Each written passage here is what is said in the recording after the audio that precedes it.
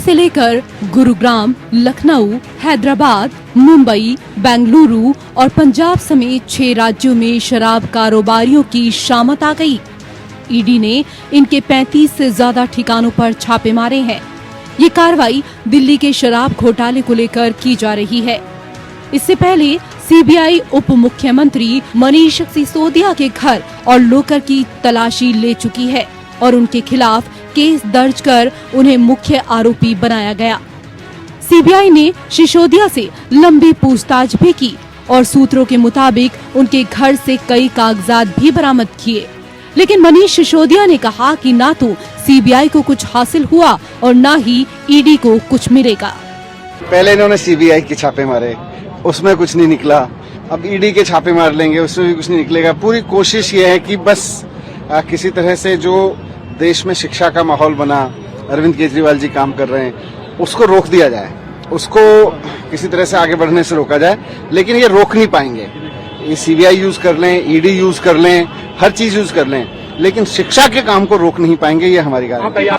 खास बात ये है कि ईडी ने कई शराब कारोबारियों के साथ अब उस इंडो स्प्रिट नामक कंपनी को निशाने पर लिया, जिस पर दिनेश अरोरा नामक एक शख्स से जुड़ी एक कंपनी मेसर्स राधा इंडस्ट्रीज को 1 करोड़ रुपए का निवेश देने का आरोप है और दिनेश अरोरा को मनीष सिसोदिया का करीबी बताया जा रहा है। ईडी ने दिल्ली के जोरबाग से इंडो स्प्रिट के मालिक समीर महेंद्रू के घर पर छापा मारा। खबरों के मुताबिक ईडी के अधिकारी अपने साथ महेंद्रू परिवार के एक व्यक्ति को भी ले गए हैं।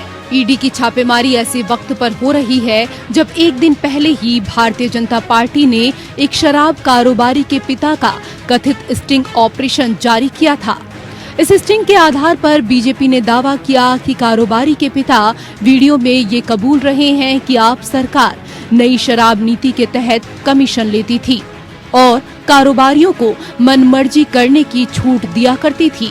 बीजेपी शराब घोटाले को लेकर आम आदमी पार्टी की सरकार पर हमलावर है। मनीष सिसोदिया जो इस मुद्दे को डाइवर्ट कर रहे हैं पहले से ही, और फिर उन्होंने एक बार डाइवर्ट करने की कोशिश की।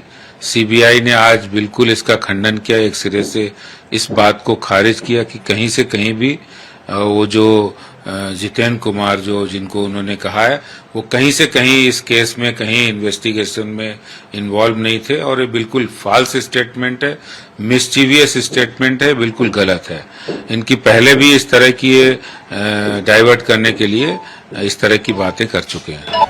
बीजेपी शराब घोटाले का मास्टरमाइंड अरविंद केजरीवाल को बता रही है, तो वहीं मनीष सिसोदिया का कहना है कि सीबीआई ने उन्हें इस मामले में क्लीन चिट दे दी है। ईडी ने उन लोगों के ठिकानों पर छापेमारी की है जिनके नाम घोटाले को लेकर दर्ज एफआईआर में शुमार हैं। दरअसल ईडी ने सीबीआई की प्राथमिकी का संज्ञान लेने के बाद पीएमएलए यानी धन शोधन निवारण अधिनियम की आपराधिक धाराओं के तहत मामले की जांच शुरू की है, जिसमें मनीष सिसोदिया और 14 अन्य का नाम है।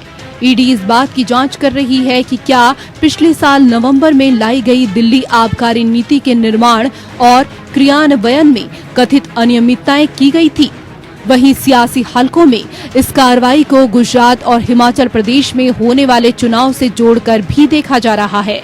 आम आदमी पार्टी ने इन राज्यों में मुफ्त बिजली समेत कई ऐलान कर सत्तारूढ़ बीजेपी की मुश्किल बढ़ा दी है। Bureau report, APN।